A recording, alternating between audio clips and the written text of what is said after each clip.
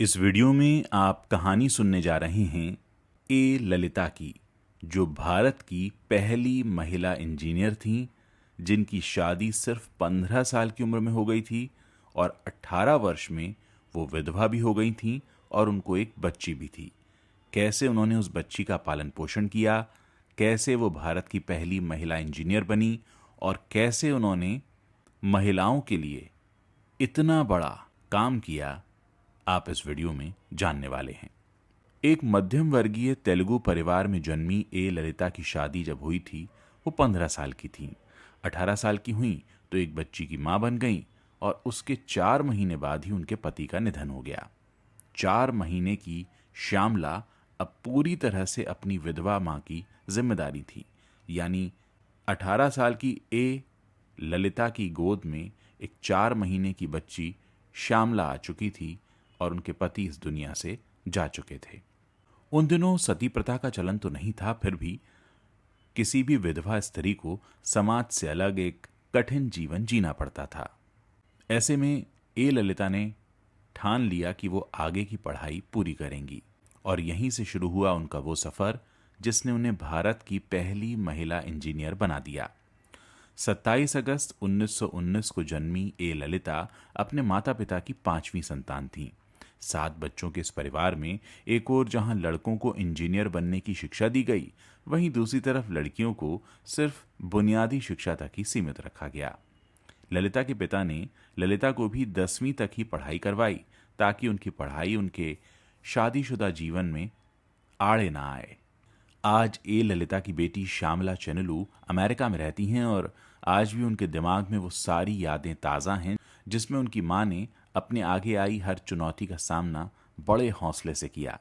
श्यामला बताती हैं कि जब मेरे पिता का निधन हुआ उसके बाद मेरी मां को वो सब सहना पड़ा जो उन्हें नहीं सहना चाहिए था। उनकी सास ने अपना 16वां बच्चा खोया था और इसका गुस्सा वो इस कम उम्र की विधवा पर निकालती थी। परिस्थितियों से जूझने का ये एक और तरीका था। आज मैं समझ सकती हूँ कि उन पर क्या बीत रही होगी। हालांकि मेरी मां ने सामाजिक दबावों के आगे न झुकने की ठानी। वो आगे पढ़ना चाहती थीं, एक अच्छी नौकरी पाना चाहती थीं। उन दिनों चिकित्सा की पढ़ाई यानी मेडिकल की पढ़ाई औरतों के बीच काफ़ी प्रचलित थी, पर इस प्रोफेशन में आपको 24 घंटे उपलब्ध रहने की आवश्यकता होती थी। लेकिन मेरी माँ ललिता ऐसी नौकरी नहीं करना चाहती थी जिससे उन्हें अपनी बेटी को बीच रात में छोड़कर निकलना पड़े। उन्हें 9 to 5 वाली नौकरी ही चाहिए थी जिससे वो अपना बाकी का समय अपनी छोटी सी बच्ची के साथ बिता सकें। अपने पिता और भाइयों की तरह ए ललिता ने भी ठान लिया कि वो इंजीनियर ही बनेंगी। ललिता के पिता पप्पू सुब्बाराव मद्रास विश्वविद्यालय के कॉलेज ऑफ इंजीनियरिंग में इलेक्ट्रिकल इंजीनियरिंग के प्रोफेसर थे। उन्होंने ही वहां के प्रधानाचार्य केसी चाको और पब्लिक इंस्ट्रक्शन के निदेशक RM स्टाथम से बात की। दोनों ने इस कॉलेज में एक महिला को दाखिला देने का समर्थन किया। मद्रास के कॉलेज ऑफ इंजीनियरिंग में ऐसा पहली बार होने जा रहा था कि एक महिला वहां पर पढ़ने के लिए आने वाली थी। ए ललिता की बेटी श्यामला बताती हैं कि लोगों की सोच के विरुद्ध कॉलेज के विद्यार्थी का रवैया बहुत संयोगपूर्ण था। सैकड़ों लड़कों के बीच वो अकेली लड़की थी, पर उन्हें कभी किसी ने असहज नहीं होने दिया। वहां अधिकारियों ने उनके लिए एक अलग हॉस्टल का प्रबंध भी किया। जब वो कॉलेज की पढ़ाई पूरी कर रही थी तब मैं अपने अंकल के पास रहती थी और वो वीकेंड्स पर मुझसे मिलने आती थी। 1940s में अपनी पढ़ाई शुरू करने के कुछ महीनों बाद ही ललिता ने शिकायत की कि उनके हॉस्टल में उन्हें अकेला महसूस होता है। हालांकि कॉलेज में उन्हें कोई परेशानी नहीं थी। ऐसे में उनके पिता ने कुछ अन्य महिलाओं को इंजीनियरिंग करने के लिए प्रेरित करने और कॉलेज ऑफ इंजीनियरिंग में महिलाओं के दाखिले का प्रचार करने का काम शुरू कर दिया। जल्द ही लीलम्बा जॉर्ज और PK थ्रेसिया, इन्होंने भी सिविल इंजीनियरिंग के कोर्स में दाखिला लिया। वैसे तो ये महिलाएं थीं और दोनों ही ललिता से 1 वर्ष जूनियर थीं, पर फिर भी ये तीनों एक साथ ग्रेजुएट हुए। असल में 1944 में सेकेंड वर्ल्ड वॉर अपने चरम पर था और इसी कारण इस यूनिवर्सिटी ने इंजीनियरिंग कोर्स को कुछ महीनों पहले ही पूरा करने का फैसला कर लिया। कॉलेज ऑफ इंजीनियरिंग से ग्रेजुएट होने के बाद कुछ समय के लिए ललिता ने शिमला में सेंट्रल स्टैंडर्ड ऑर्गेनाइजेशन और साथ ही चेन्नई में अपने पिता के साथ भी काम किया। एक और मज़ेदार किस्सा है। ए ललिता, थ्रेसिया और लीलम्मा के स्नातक होने पर इनके लिए कॉलेज ऑफ इंजीनियरिंग को अपने पहले से छपे हुए प्रमाण पत्रों में ही हटाकर शी लिखना पड़ा था। उस जमाने में जितने इंजीनियरिंग बनकर निकलते थे सभी होते थे, इसलिए प्रमाण पत्र पर जो पहले से छपा था वो ही था। लेकिन ये पहला मौका था जब कॉलेज ऑफ इंजीनियरिंग से 3 लड़कियां निकल रही थीं इंजीनियरिंग ग्रेजुएट होकर, तो फिर प्रमाण पत्रों को भी बदलना पड़ा। ए ललिता के पिता ने जेलेक्ट्रोनियम बनाया था। जेलेक्ट्रोनियम एक बिजली से चलने वाला म्यूजिकल इंस्ट्रूमेंट था और इसके अलावा इलेक्ट्रिक फ्लेम प्रोड्यूसर और धुआं रहित चूल्हे का आविष्कार भी उन्होंने किया था।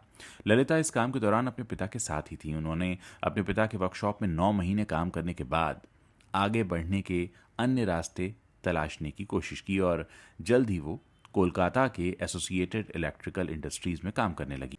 ए ललिता की बेटी श्यामलो बताती हैं कि मेरी आंटी कोलकाता में रहती थीं, जिनका बेटा मेरी उम्र का था। उनसे हमारी काफ़ी नज़दीकी रिश्ते थे, इसीलिए माँ काम पर जाते समय मुझे उनके पास छोड़ जाती थी। मैं इसी तरह बड़ी हुई हूँ। हालांकि आज मैं समझ पा रही हूँ कि मेरी माँ भारत में महिला शिक्षा के इतिहास में और साथ ही साथ इंजीनियरिंग के इतिहास में भी कितनी महत्वपूर्ण है। उस समय मैं बस इतना जानती थी कि मेरी माँ एक इंजीनियर है। आगे आने वाले कई सालों में ललिता की उपलब्धियों की सराहना कई अंतर्राष्ट्रीय मंचों पर की गई। जैसे 1964 में न्यूयॉर्क में आयोजित हुए पहले international conference of women engineer and scientist में उन्हें स्पेशली इनवाइट किया गया था। इसी कॉन्फ्रेंस के दौरान श्यामला को अपनी माँ ललिता के प्रोफेशन का महत्व पहली बार पता चला। श्यामला कहती हैं, उनके जीवन से मैंने बहुत कुछ सीखा है। उन्होंने कभी दूसरी शादी नहीं की और ना ही मेरे जीवन में कभी पिता की कमी महसूस होने दी।